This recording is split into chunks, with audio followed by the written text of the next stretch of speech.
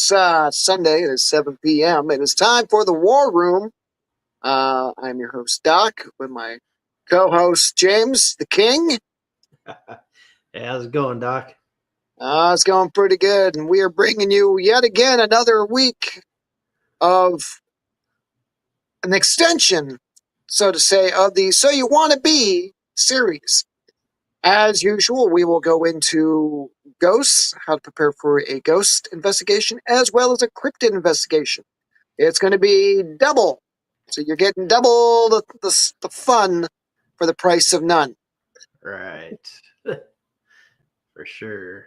So And last week we covered research. Mhm. So now we're basically just saying you've got your group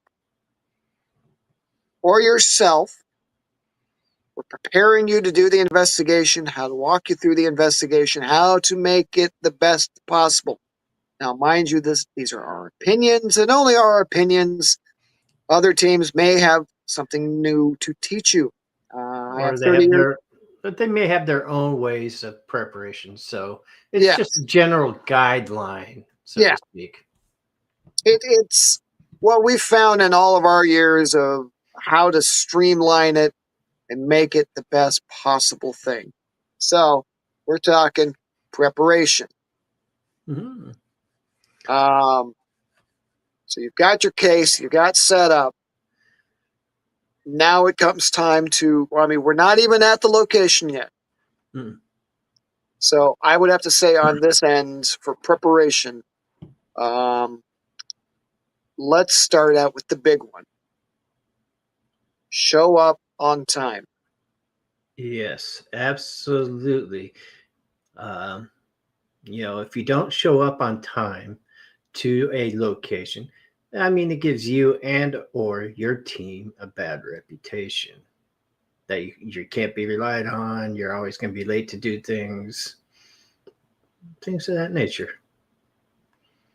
Plus, plus, if the team lead is doing a breakdown of the situation with said research, thus we're tying 1 plus 2, the first episode with this one. Mm-hmm. If you're doing your background check and everything else, and you're telling everybody your team, Yeah, you okay, want to give your team, some information. I don't know, maybe some teams want to give everything, but part of that preparation is giving them a little bit of what's going on. Yeah.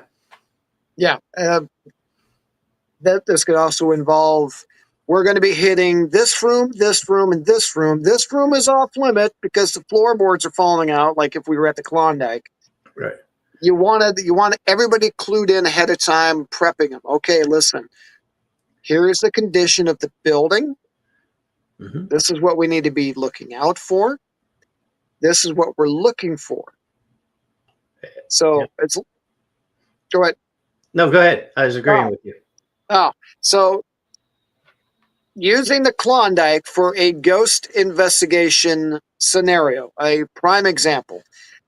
The staircases are very old, they're very narrow, and they're rickety in some spots. So, for preparation, okay, we need to tell everybody in the group here's the problem areas, here's where I need you to watch out for when we go lights out.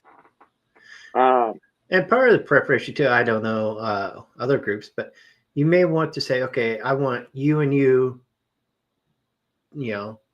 say up second floor, this area up on the second floor, you and you up over, say, the third floor up in this area, kind of maybe assign people, team members to an area and give them that information. yeah, you kind of beat me to that one. See? But that was the next thing I was going to say is your prep. If you don't show up on time, you're not going to know where to go. Yeah. So using the Klondike as a prime example, there's a lot of floorboards and ceilings and staircases that are rickety, that are old. Walls.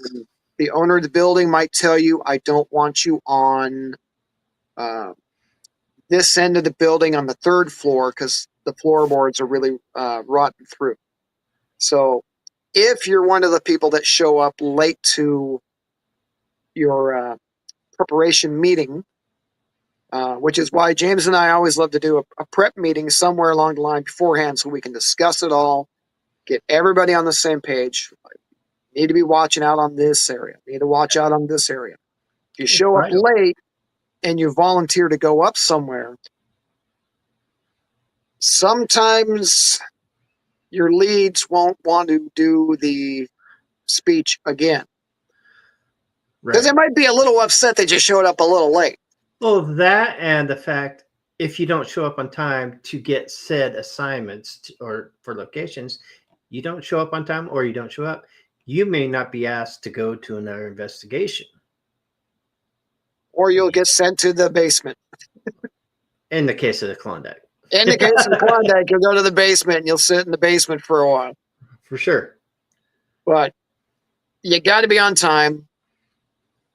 Make sure you know what the building is up for, where you can go in the building, where you can't go in the building.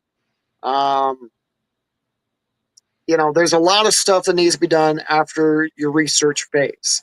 Mm-hmm. So that one person, your case manager, if your team is big enough, should be your point person.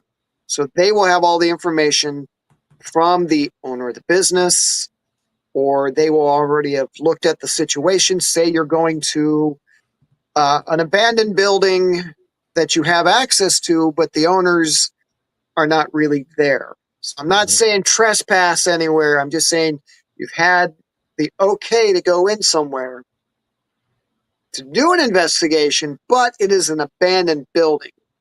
Again, you want to know what's safe, what's not safe. Yeah, exactly.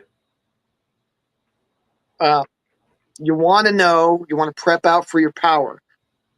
Is there working electricity? Mm-hmm.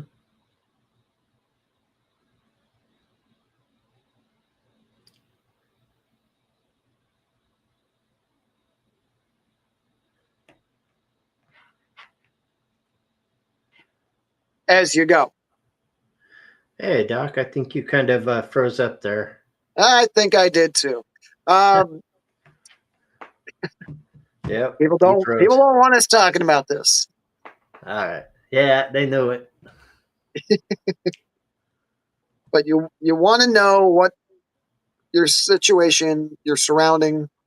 Julianne tells me we froze on YouTube. Thank you, Julie. We tend to have issues, I think, because we're getting too close to the truth. Chaos is the next podcast, not this one. Yeah, I mean we're trying to run minimal on this one. Prepping for an abandoned building. Is there electricity? Is there no electricity? What's going on with the situation? Any hazards? Any hazards? Bathrooms. Bathrooms inside, bathrooms outside. I know that there was an abandoned asylum. They were giving out tours, but they had porta potties outside for little paranormal investigators. Things you need to know way in advance. You got to prep for it. I would have to say the next thing would be weather. Prep for the weather. Somebody look up the weather. How cold is it going to be? Summertime. Do we need jackets? Is the building very cold? Is it drafty? I think we did. Well, that and if the investigation's outside. If it's outside.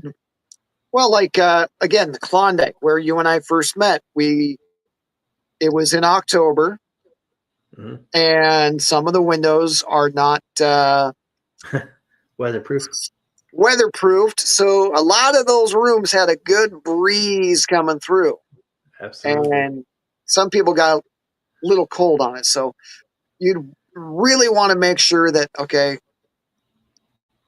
again, condition of the building. Do I wear a heavier jacket? Do I wear, I know we've been at City Hall before in December, and it's pretty cold in there.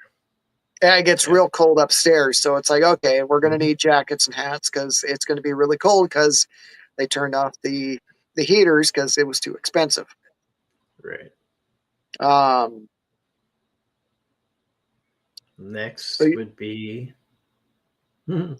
I would have to say the next thing is so you're knowing about the building, the layout, where to go, where not to go, electricity, no electricity, bathrooms, no bathrooms. If there is a bathroom in the building, are you allowed to use it, or do you have to go outside to the porta potties? Because I know some investigations we've done for the Ghost Conference, you know, Mhm. the Yep. hotel. I yeah, 4 hours in, I had to go, so I just used the bathroom inside. Yep. I messed up somebody's EVP. I know I did when I flushed the toilet. But I was like, no, man, I can't wait a bit. I've been here 4 hours. I can't do another hour. Right. Yeah. So I- I had to destroy somebody's EVP. Then the preparation after pretty much that, I would say would be the equipment. You know, get whatever equipment you're going to need to use. Um, if you need to change batteries, have change batteries. Bring extra batteries because you never know. Fresh batteries can be drained just as quick. Oh yeah. I, I mean, for me, I got a battery case. I took it. A good example was last night. I took my battery case to my investigation last night, and lucky I did because I needed them. Because I had put brand new batteries in. Half hour in, they were drained. So Yeah. I mean, equipment is. it's a big I one. mean, we can probably add on to the equipment besides batteries is, for example, we did Chapman Landing. It was noisy, Mm-hmm. so EVPs.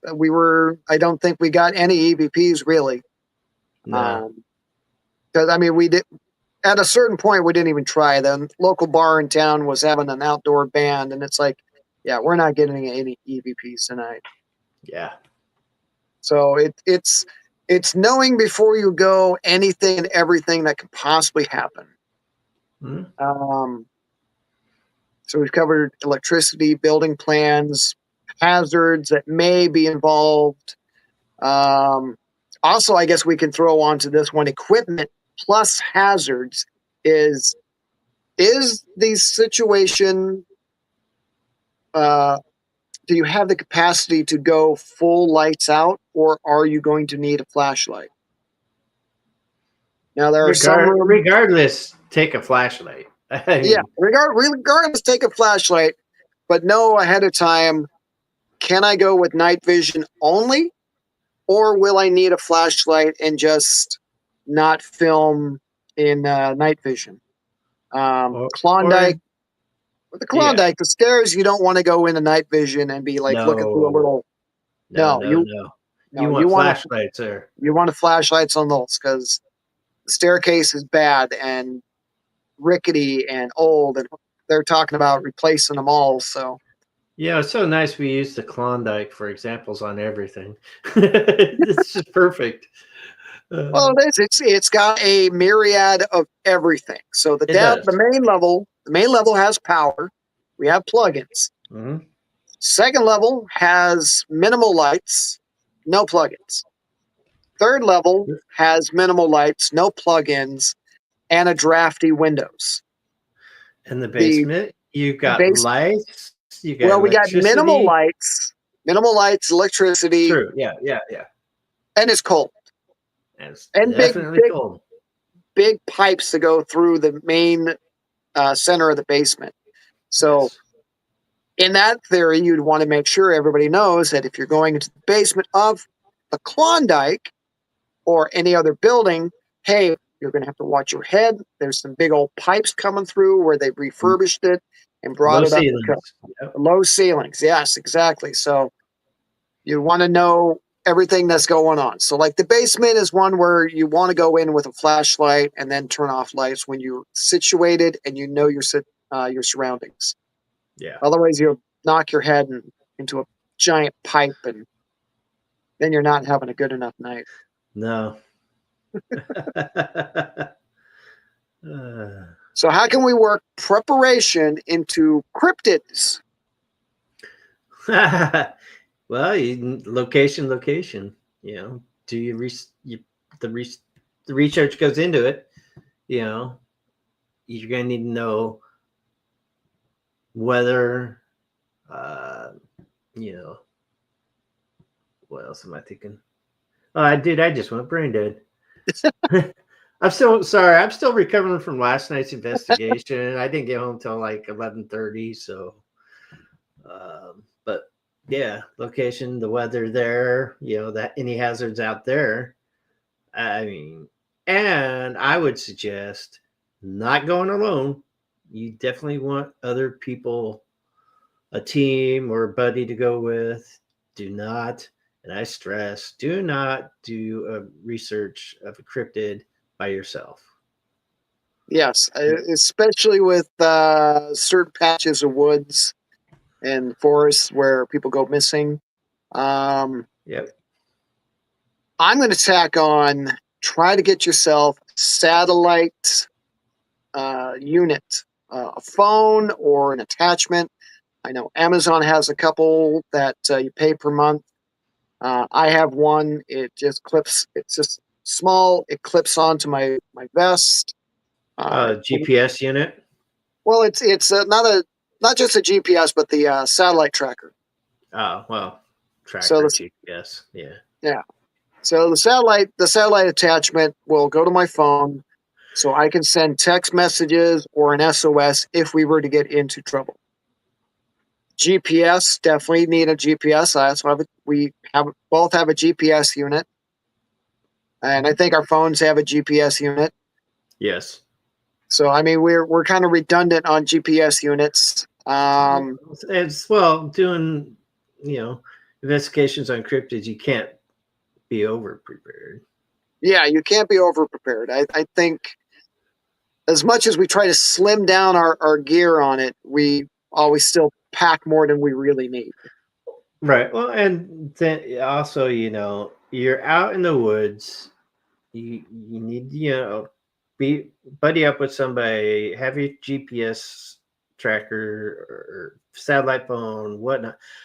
I would also say, just in case something happens, make sure you have some first aid, food, and water. Because just in case something happens and you can't get out right away, you'll have at least some first aid if needed and some food and water. Yeah, I always pack a water filter for the whole group. And that way, if our water supplies and our canteens and our camel packs get low, I can just filter it right out. And it's one of the top filters on the market that you can buy. I spend a lot of money on it simply because of that reason, that I want to make sure that we've at least got water in any situation. Yeah. Med kits, I carry 2 med kits on me. One's more of a personal, Band-Aids, aspirin, Pepto, that kind. It's just Yeah. it's a lighter pack, and then I've got a heavier one in my backpack that's got splints and whatnot. Yeah, I think that last time we were out, I brought a personal one. It's got the Band-Aids, aspirin, shit like that. Because I didn't do it on the previous ones, but this one, something told me I needed to. Use your intuition. Yeah, and I would say terrain. So part of the research, if you're going out to a certain area, is to know the terrain. You can look up topo maps, learn how to read a topography map. They are highly useful, very well needed. That way you can figure out, if you're, for example, what has happened to us in the past. Not me and James, but it was another member of our party. They were on a path and they were following it, and they were heavy duty into it. And they said that they had come up to a cliff, and they just broke out through the brush, and there's a cliff. Just think what could have happened if they were just running. If something was chasing them, running through there. Yeah, and they didn't know. Yeah, well, dead. We kind of failed on that one with not sharing the topography map with everybody, because we didn't have a topography map that time. Because we're learning on this as we go. Well, I mean, you gotta imagine, James, when you and I first went out and first saw our family of Squatch, we had no backpacks, we had no We had water, we had no nothing. food. It was shirts on our back, and I think, um, Well, we were also not going out looking yeah, we were for a ghost family hunting. of Squatch. We were doing an investigation at such and such a place, and yeah, we just happened to go down that road or that route, and well, lo and behold, family of Squatch. Yeah, And now 6 years later, I think we've learned that we're wearing more muted colors. We've got more camouflage. We're letting people know exactly where we're going. We've got the satellite. We've got the GPS. Um, we got we've the got FLIR. we've got FLIRs. We've got MREs. We've got more stuff than we really need. We've got camouflage ponchos that can be turned into a minute shelter if we happen to get lost somewhere. Um, yeah, I kind of dove down the rabbit hole and started learning about how to, I already knew a little bit about outdoor survival. Now I've gotten better with it. Tracking.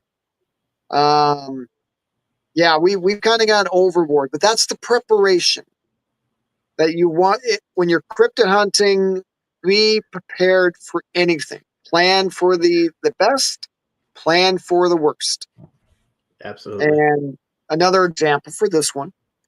Uh, all of us that went up to that place the day of our Squatch sighting, we had heavy duty jackets on.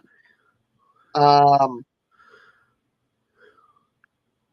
I'll answer your question here in a second, Julie. So we went up, and one of our party did not have a jacket; he just had a T-shirt. And we knew it was April; the weather was going to change. It could change at any time. Mhm. Well, we had jackets, we had gloves, we had hats. We were prepared for anything because we knew it was outdoors. This person was not prepared, didn't have a hat, didn't have gloves.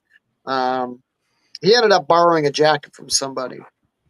But, you know, carry a jacket. You never know what's going to happen unless it's, summertime, Right. unless you're up in the mountains, and still anything can happen. Julianne says, what if you don't have all that or excess The yes, money. and money? The thing is, a lot of this stuff that you can get, like the satellite bit, um, Well, he's digging that out. I'm going to dig it out right there. So the satellite is just this little Motorola piece. It just clips onto my thing, connects to the phone. That only cost me about $54. Um, 9 out of 10 times, you can find some really good buys on a lot of stuff.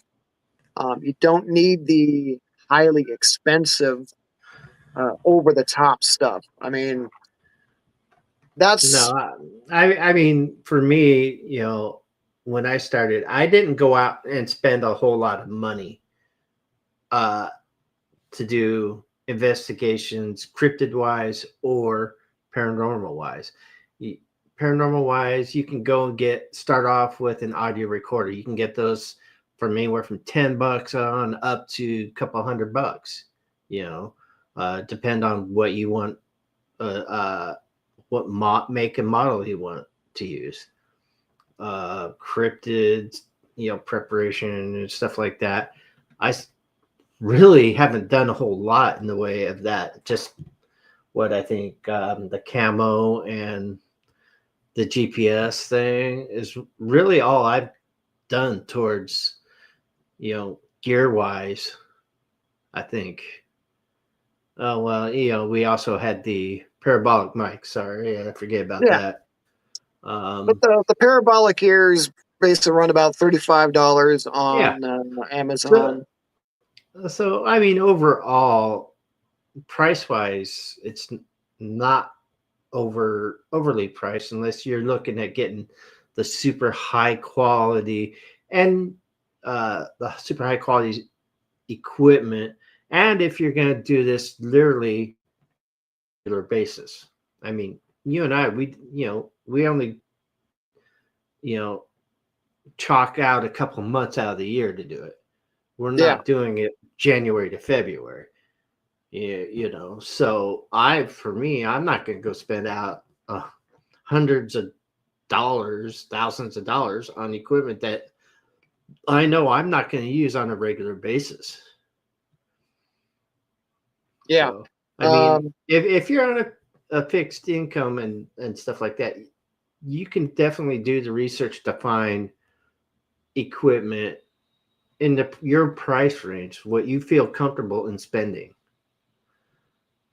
Yeah. Julie, what I would say, if you're starting out with Yoast, the baseline that you could do would be a good a K2 meter. You can do anything that does. There's a lot of there's the mil. Well, the millimeters are we're going to run a little bit more. I would say a baseline. Yeah. Julie says I'm not doing it for YouTube. I would say just if you're interested in going out investigating for ghosts, I would say your phone. You can videotape everything on your phone. That goes for cryptids too. Say gear for ghosts, I would say go with your basic meters. You can get them for like $30 on Amazon. Yeah, the K2, maybe a EMF reader. Maybe an EMF reader. Yeah. Digital recorder. Digital recorder. Like I said, those go from anywhere from $9 on up. I've got some that I paid $20 for, and I've got one I paid $300 and something for. Yeah, and then I would say a flashlight for ghosts. Absolutely. Definitely. I mean, you could put everything in a nice little package. I have a little box. It has a spirit box. It has a K2 meter, and it has a digital recorder in it. So it's just a very small box. It just carries basics. I just take that on the road with us when we go. That way, it's not a 4 or 5 cases of stuff. It's like, oh, we're gonna go to Fort Stevens at the coast for the weekend. I'm just gonna take a few little items and go. I'll film on my phone. I'll go with that. Make it happy. For cryptids, hiking boots, a backpack. You can even pair of hiking boots. A good pair of hiking boots. Throw some stuff in a backpack. Definitely water bottles. Definitely let people know exactly where you're going. Take a friend. Leave a plan behind just in case anything happens. Yeah, you don't need you really don't need a lot of the gear. I mean, if you want to go baseline preparation for a cryptid hunt, or just you want to do it on your own, you don't even have to do it on a YouTube channel. You don't have to post it up anywhere. It could just be for your own interests. Yeah, take your phone. Your phone records everything. Some phones you can download a sound recorder. So there would be for your EVPs or your surrounding. If you just want to go sit somewhere where you've had some Squatch sightings, you could just sit down and record. And, I've got a digital recorder, off-brand, GoPro, red light flashlights, green light flashlight, regular flashlight, of course, my phone. Julie, I think you're good to go. I think that would be about the basics. Like I said, you don't have to break the bank on this. Yeah. I mean, if you're starting out, definitely don't break the bank. I mean, what? You've been in the business 30 plus years, right? 30 plus years. And when I started out, I had a small little recorder with a little cassette tape, and I had a very old EMF meter and a flashlight. Yeah. I mean, I've been in it for 10 plus years, and I actually started out paranormal wise. My first piece of equipment, believe it or not, was dowsing rods. Easy peasy. There you go. Yeah. And then a real inexpensive audio recorder and a K2 meter. That's what I got to start out with. And now, you know, about maybe a year and a half, 2 years ago, I was literally up to, I think, 4 cases of equipment. I had a case for all my handheld cameras, a case for my SLS. I had a case for some of my other equipment, 2 cases for other equipment. I have now narrowed it down to pretty much one bag or one case and one duffel bag. And the duffel bag carries all my handheld cameras. Yeah, I started with 4 And I don't cases. and I don't even use the SLS camera anymore. Actually, that is going to probably go up for sale, so I can get rid of it. Yeah, I started with 4 cases. I'm now down to a tool bag. I moved Yeah. everything just to a simple tool bag. What worked, what doesn't work, what I have more success with. Well, yeah. I mean, for me, it was like, starting out small, getting those few things, and then I'm like, no, I need this. No, I need this. No, I need that. And then as the years go on, you realize you don't need all of that. You just kind of start dwindling down to stuff that know, that never fails you. I mean, I've got like 2K2 meters. I don't use K2 meters. Other people on my team use those. Right. I don't rely on those anymore. I think they're not truthful, in my opinion. I've got countless varieties of audio recorders from the lower end price range on up to my more expensive one, which I've had 5+ years and it's only failed me once. Yeah. Julianne from YouTube says, "Sorry, I didn't mean to bother you." No, Julie, you didn't bug us. No, this is what this is all about. That's what it's all about. We're trying to just share the wisdom, because once upon a time, the people who taught me said, "Be sure to teach others, as well as be taught yourself." We'll talk about probably the next. We're going to wrap up here because we got to get reset for Unleashed, which is coming up at 8:00 on whatever platform you're watching. We'll be back at 8:00 with Unleashed and the Conjuring House. And the Next chaos week, ensues. and the chaos ensues. It'll be a little bit more funny, a little bit more comedy orientated. Next week on War Room, I think we're going to start going over equipment. I think we're going to go over more into detail on the equipment. Well, I think we'll talk about more detail on the equipment. Mel, I think they're going to do EMF and Mel meters next week. And then the week after that will be audio, and then the week after that will be video, and then we'll get into finer, gritty, dirty details on investigations. Until then, thank you for watching, and we will see you next week on War Room. Stick around for the 8:00. We'll be back.